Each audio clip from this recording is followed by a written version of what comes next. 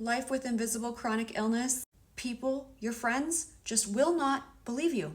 You could be telling them about the same disability for 5 years, what you can and can't do, and the same people just will not believe you. They will not remember. I have been telling the same people for 5 years that I cannot sit in events. This friend has repeatedly invited me to concerts. This is an invitation to a baseball game. I told her I still can't do long-seated events like for the 5th time, but thank you so much for thinking of me. This is another friend who also knows, these people have seen me bring seat cushions everywhere. They've known that I've had surgeries. They've known that I quit focusing on my career, and he invited me to his long musical theater production. I just told this friend 3 months ago that I can't go to movies and musicals and plays and theaters and sporting events. I can't drive long distances, and he's invited me and some other friends to a movie screening. And what's so hard about this is that isolation is the worst consequence of my invisible disability. Yes, giving up my career, giving up my dreams of a marriage and children,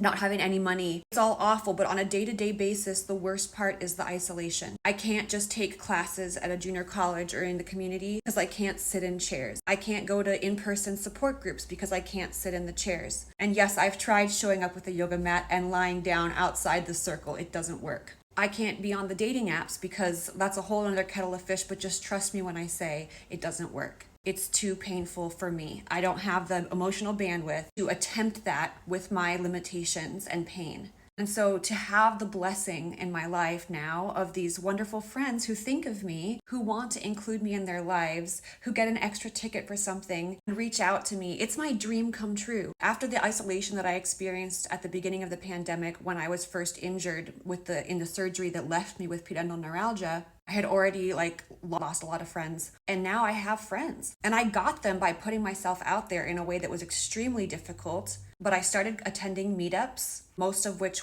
involved standing around or mingling or walking. And so that was accessible to me, even though fatigue, the pain to drive there were all very difficult. When you're in my position, which most people with chronic pain, most people aren't in this level of potential solitary confinement lifestyle. From what I can see, most of y'all have a partner, or you live with parents, or you have children, or you have some sort of built-in network. And I didn't have that when I was injured, and I don't have it now. And if you are alone in life and you're watching this and you have a disability, please comment so that I know I'm not so alone, because it is really, really lonely. And I know because I've been disabled with an invisible disability while living with my mom and stepdad, or while living with a partner, and while living with a roommate who wasn't really my friend. Isolation is still a problem. Loneliness is still a huge problem. But it is different. That is a different kind of isolation and loneliness than true solitary confinement, which is what I struggle with now.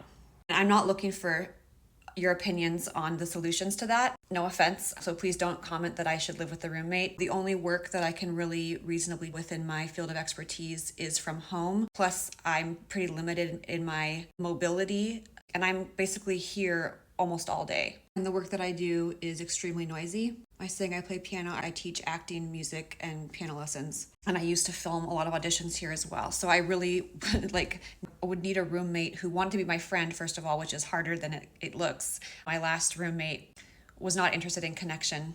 I actually found, which maybe a lot of you could relate to, when you live with someone who doesn't know how to connect with you, it can actually feel lonelier emotionally than living by yourself. When I actually left that living situation, even though it did have some benefits in terms of just basic safety, the most basic support, if I had an emergency, she was a good person. She wouldn't have tried to hurt me. She was trustworthy, but she was just completely shut off and wouldn't want to talk to me basically at all. That was painful for someone like me who's pretty warm and friendly and likes to connect even just occasionally with someone who's around me. I actually feel a lot better. My self-esteem is better living alone than with a person who's always pushing me away. But it's still very lonely, and this is a problem that the issue is my disability. I can't do the main posture in life that humans have to do to be out in the world.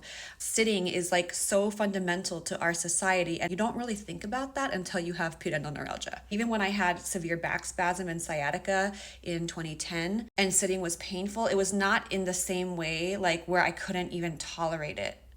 now. It was painful to go to my classes at the time, but I could still get through it. And now, if I try to do something passive, like sit through a class, sit through a lecture, a movie, a concert, a film, an opera, a symphony, show of any kind, I'm in so much pain that I cannot focus on anything that's happening. There's no point in me going to those things because I'm in so much pain that the only thought in my head is, I have to get up, I have to stand, I have to get out. Then I try to stand. Standing in one place is not really so, again, I'm like, my head is so full of me trying to express what it's been like, getting these responses from people who don't want to believe me. And maybe that's why my friends forget. They forget that I'm disabled, because I found that I can't really talk about it to most people.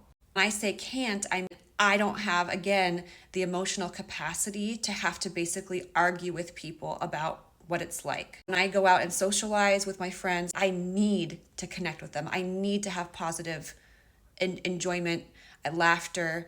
I really don't want to try to make them understand something as intimate and vulnerable and scary and basically unbelievable for the average human that life with pudendal neuralgia is, or even the underlying conditions that I've had for most of my life with like hypermobility, immune issues related to like very low hormones related to the birth control. I don't want to go into all that. It just turns into like a lecture to like really unwilling, disaffected students. But if you made it this far, if you happen to be someone who isn't living with a chronic pain or invisible disability, what we need and what we really want is for you to take our limitations seriously. Don't make us tell you over and over again, month after month, like, I do have a life issue, a physical issue that makes this thing difficult for me. The biggest gift you can give to your friend or family member with a disability, especially an invisible one, is to remember their limitations. And you can ask, how are you doing with that? Do you feel up for this? Is this still a problem? Like, I would so much prefer someone to acknowledge that I have told them this thing a dozen times in the last 5 years, instead of pretending that I never said anything and just seeing if maybe I'm cured now.